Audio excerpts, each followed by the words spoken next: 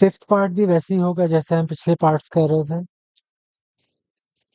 ये आपके पास ए मैट्रिक्स है, इसको हम नाम दे देंगे ए मैट्रिक्स का, जिस तरह हम पहले दे रहे थे, क्योंकि क्वेश्चन के अंदर रिक्वायरमेंट ही आपको उन्होंने कहा हुआ है कि आपके पास ए मैट्रिक्स है और आपने ए मैट्रिक्स का इनवर्स निकालना है। तो सबसे पहले इनवर्स निकालने के लिए आप क्या चाहिए, आपको क्या चाहिए होता है, आप डिटर्मिनेंट निकालते हैं। तो 1328 का आप डिटर्मिनेंट निकाल लेंगे सबसे पहले। क्रॉस मल्टीप्लीकेशन कर लेंगे, 8 मल्टीप्लाई होगा 1 के साथ, इस तरह मल्टीप्लाई होगा। 8 1 के साथ मल्टीप्लाई होगा, क्या आ जाएगा 8, बीच में माइनस का साइन फॉर्मूले का। 2 मल्टीप्लाई किससे होगा, 3 के साथ, क्रॉस में 6। तो 2 आपका क्या आ गया, डिटर्मिनेंट आ गया। डिटर्मिनेंट जब नॉन सिंगुलर होता है तब हम आगे इनवर्स निकाल सकते हैं। तो इस वजह से अब हम निकालेंगे एडजॉइंट। तो एडजॉइंट ऑफ ए आपने निकालना है। जो आपका लेफ्ट डायगोनल होता है उसको आप क्या करते हैं, उसमें आप उनकी जगह चेंज कर देते हैं, यानी कि 1 इधर आ जाएगा, 8 चला जाएगा ऊपर। और ये जो आपका राइट डायगोनल होता है इसके आप सिर्फ साइंस चेंज करते हैं।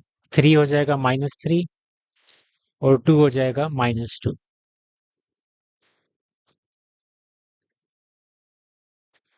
अब मैं इनवर्स का फॉर्मूला लिख रहा हूँ, 1/a determinant multiply by adjoint of A. यहाँ वैल्यूज पुट कर दें, तो 1/2 और आगे मैं एडजॉइंट ऑफ ए जो अभी हमने निकाला है वो मैं लिख रहा हूँ।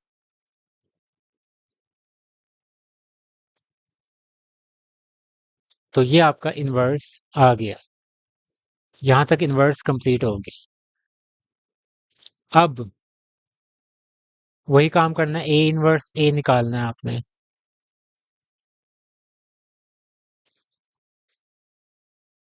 तो इनवर्स आपके पास क्या था, 1/2,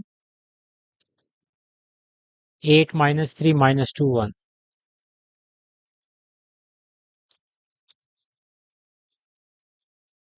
और आगे आपको ए मैट्रिक्स चाहिए जो अभी आपका क्वेश्चन में दी होती है, 1328।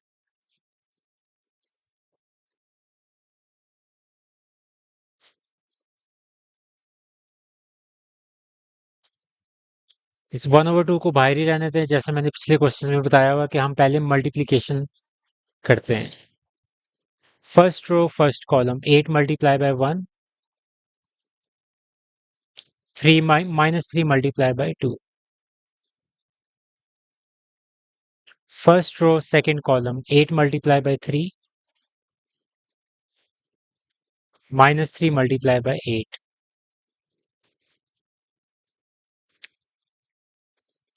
Second row first column, -2 multiply by 1, 1 multiply by 2। Second row second column, -2 multiply by 3, 1 multiply by 8।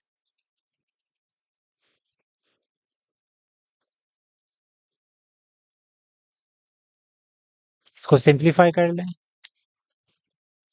24 -24, -2 + 2, -6 + 8।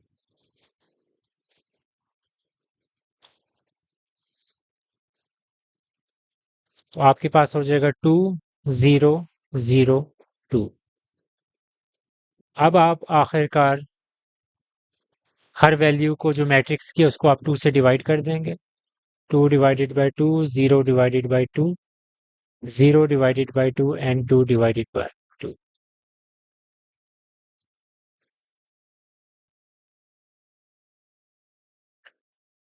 और आपका आंसर आ जाएगा 1001,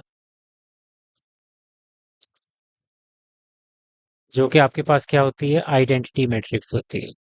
तो ये भी आपके पास प्रूव हो गया कि ए इनवर्स ए आपके पास क्या होता है, आइडेंटिटी मैट्रिक्स के बराबर होता है। तो पहला इसका स्टेप था, आपने इनवर्स निकाला। और दूसरा स्टेप था इनवर्स को ओरिजिनल मैट्रिक्स के साथ मल्टीप्लाई करने से आपके पास आइडेंटिटी मैट्रिक्स भी आ गई। सिक्स पार्ट को भी हम वैसे ही सॉल्व करेंगे, ए का नाम दे देते हैं।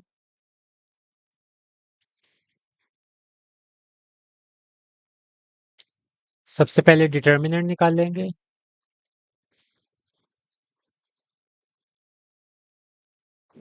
-1 मल्टीप्लाई बाय -1 क्या हो जाएगा, +1।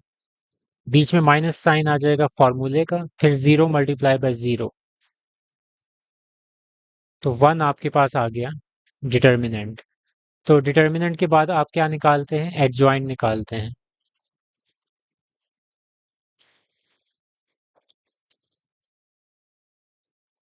लेफ्ट डायगोनल की आप जगह चेंज करते हैं। जगह चेंज करेंगे फिर भी वैसे ही रहेगा ना, -1 उधर -1 ऊपर, क्योंकि एक ही तरह की वैल्यूज हैं। और जो राइट डायगोनल है इनके साइन चेंज करते हैं। 0 न्यूट्रल नंबर है, इस पे कोई फर्क नहीं पड़ेगा, साइन चेंज हो ही नहीं सकते। और फिर आप क्या करेंगे, फॉर्मूला लिखेंगे ए इनवर्स का, 1/a determinant multiply by adjoint of A. तो 1/1 हो जाएगा क्योंकि आपके पास डिटर्मिनेंट 1 है, और एडजॉइंट वही है जो आपकी ओरिजिनल मैट्रिक्स थी। 1/1 1 होता है, और 1 को जिससे भी मल्टीप्लाई करें वही चीज आ जाती है, तो इस वजह से आपकी ये जो मैट्रिक्स है यही आ जाएगी। तो ये आपका इनवर्स आ गया। अब जब इनवर्स आ गया तो नेक्स्ट स्टेप क्या होता है आपके पास, प्रूव करना कि ए इनवर्स ए आपके पास आइडेंटिटी मैट्रिक्स आएगी या नहीं आएगी। तो बेसिकली इनवर्स भी वही है और ए मैट्रिक्स भी वही है। तो आप सिंपली मल्टीप्लिकेशन कर देंगे, -1 0 0 -1 की -1 0 0 -1 के साथ, क्योंकि आपका ए इनवर्स और ए बिल्कुल बराबर था। ये आपका ए इनवर्स पड़ा हुआ है और ये आपकी ए मैट्रिक्स है, तो ये बिल्कुल एक जैसे ही है। First row first column, -1 multiply by -1, और 0 मल्टीप्लाई बाय 0 0 होता है, उसको लिखने की जरूरत नहीं है, या अगर लिखना है तो लिख दें, अच्छा लगेगा। First row second column, -1 multiply by 0 plus 0 multiply by minus. Second row first column, 0 multiply by -1, -1 multiply by 0। Second row second column, 0 multiply by 0, -1 multiply by minus.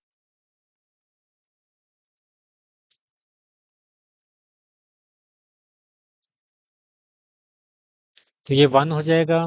ये तो आपके पास यहाँ भी 0 यहाँ भी 0, 0 प्लस 0 0 होता है, यहाँ भी 0 यहाँ भी 0, 0 हो गया। ये 0 है और ये माइनस माइनस क्या हो जाता है, प्लस हो जाता है, +1। तो वाकई में आपके पास ए इनवर्स ए किसके बराबर आ गया, आइडेंटिटी मैट्रिक्स के। तो यही आपने प्रूव करना था। ये लास्ट पार्ट है और ये फ्रैक्शन वाला है, लेकिन फ्रैक्शन दे के घबराने की जरूरत नहीं है, इसको हम आसान तरीके से करेंगे। 3/5 -4/5,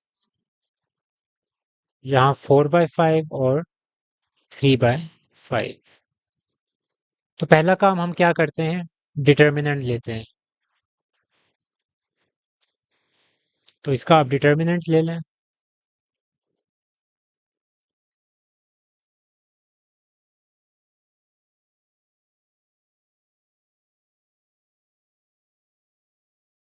क्रॉस मल्टीप्लीकेशन, 3/5 मल्टीप्लाई बाय 3/5, बीच में माइनस का साइन फॉर्मूले का, फिर -4/5 मल्टीप्लाई बाय 4/5। तो मैं ब्रैकेट लगा के -4/5 मल्टीप्लाई बाय 4/5, ये क्या हो जाएगा, 9/25। ये माइनस और ये माइनस क्या हो जाएंगे, प्लस। 4 4 जार 16 और नीचे 5 5 जार 25, ये आपके पास हो जाएगा। 9 और 16 ऐड होके क्या हो जाएंगे, 25। तो 25/5 25 ये हो जाएगा 1। तो डिटर्मिनेंट तो आसान सा आ गया 1। तो इसमें कोई ज़्यादा मसला नहीं है। और वैसे भी नॉन सिंगुलर आया तो आप आगे इन्वर्स निकालेंगे, एडजॉइंट निकालते हैं अब हम।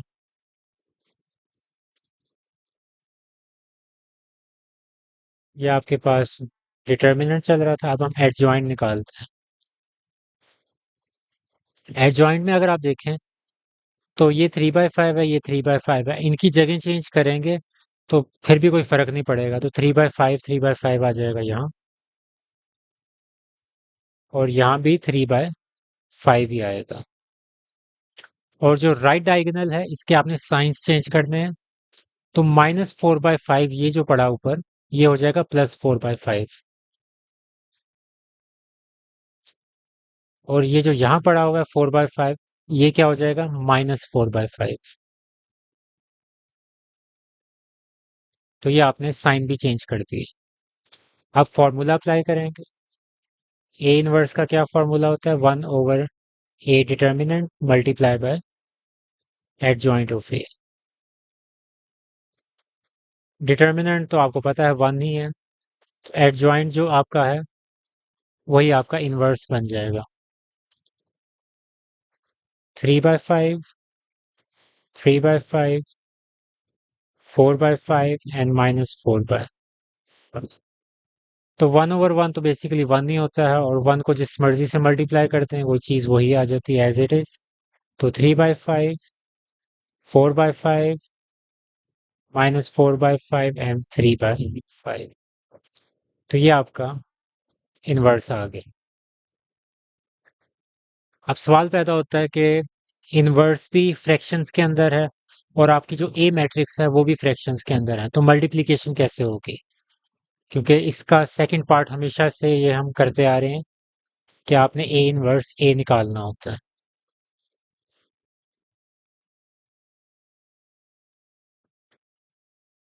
तो ए इनवर्स आपके पास क्या है, 3/5, 4/5 नीचे है।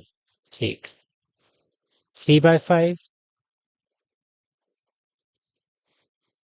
4/5 एंड -4/।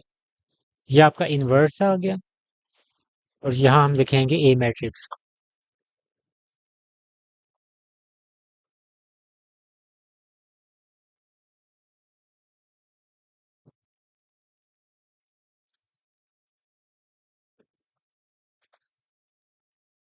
अगर आप इसको वैसे देख लें तो बड़ा कंफ्यूजिंग होगा कि ये आप कैसे मल्टीप्लाई कर सकते हैं। आपको कैलकुलेटर की ज़रूरत होगी और उसमें भी शायद गलतियां हों। तो इसका एक आसान तरीका होता है कि मैट्रिसेस में से ना आप कॉमन भी निकाल सकते हैं, अगर कोई चीज़ कॉमन आ रही है। तो यहाँ देखें, हर नंबर आपके पास 5 से डिवाइड हो रहा है। तो पहली मैट्रिक्स के अंदर से आप 1/5 कॉमन निकाल सकते हैं। तो जब आपने पहली मैट्रिक्स के अंदर से 1/5 कॉमन निकाल लिया, तो अब इसकी वैल्यूज हो जाएंगी सिंपल, 3, 4, -4 और 3। अब इसी तरह सेकंड मैट्रिक्स में भी यही चीज चल रही है, हर जगह पे 5/5 आ रहा है और डिवाइड हो रहा है। तो वो डिवीजन वाला आप 5 बाहर निकाल लेंगे, 1/5। और बाहर आके ये आपस में मल्टीप्लाई होंगे, इसका जो 1/5 निकाला है और इस मैट्रिक्स में से जो 1/5 निकाला है, ये बाहर आके मल्टीप्लाई होंगे। तो जो सेकंड मैट्रिक्स है उसकी क्या शक्ल बन जाएगी, ये 3, -4, 4 और 3। बेसिकली सिंपल, जो 5 है उसको आपने गायब कर दिए क्योंकि वो बाहर आ गए। तो ये हो जाएगा 5 5 से 25, 1/25।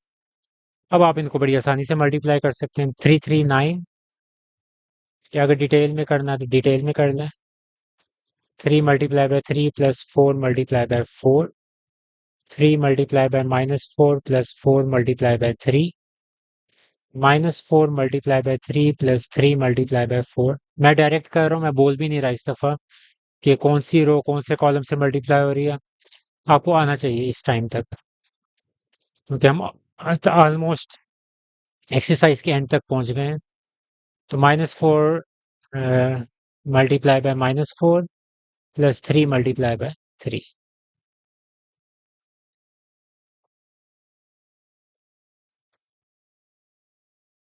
ये हो जाएगा 9 + 16 -12 +12 -12 +12 16 +9।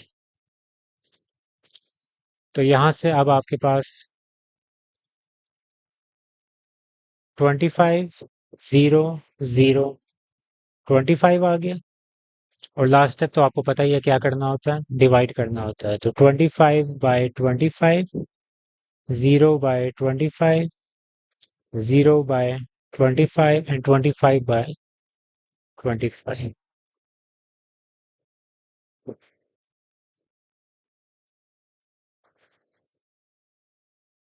तो ये भी आपके पास आ जाएगा 1 0 0 1 आइडेंटिटी मैट्रिक्स। और हम निकाल के आ रहे थे ए इनवर्स ए। तो ये भी हमने प्रूव कर दिया कि A inverse A identity matrix. Sir एक फर्क आया था इस क्वेश्चन के अंदर, वो आपने यहाँ मैंने आपको बता दिया कि यहाँ हमने बेसिकली 5 कॉमन निकाले। इसमें से जब 5 निकाला तो वो यहाँ आ गया 1/5 की सूरत में। और सेकंड मैट्रिक्स में से जब 1/5 निकाला तो वो इधर आ गया। सिर्फ आसान हो जाता है मल्टीप्लिकेशन करना, वरना मल्टीप्लिकेशन अभी आप सीख रहे हैं तो इस वजह से थोड़ा सा, अगर फ्रैक्शन में आ जाए तो और ही मसला हो जाएगा। फ्रैक्शंस वैल्यू को कैसे मल्टीप्लाई किया जाए, तभी ये वाला मेथड थोड़ा सा ज़्यादा आसान है कि अगर आप उसमें से कॉमन निकाल लें तो बेहतर होगा।